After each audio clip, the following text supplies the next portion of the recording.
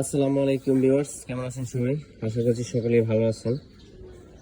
একটা বক্স থেকে প্রচুর কমপ্লেইন আসতেছিল, যদিও আমাদের বক্সটা আপলিং দিয়ে চলে এক বক্স টু বক্স।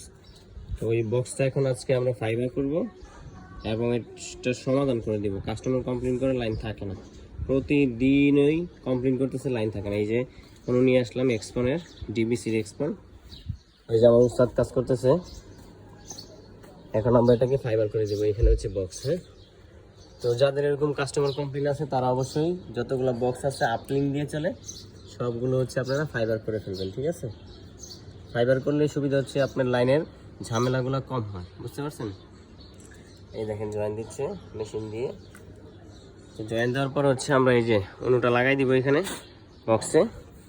এই বক্সে অনুটা লাগাই দিব। হ্যাঁ, এই বক্সে অনুটা লাগাই দিলে লাইন আরও স্মুথ এবং ভালো হয়ে যাবে।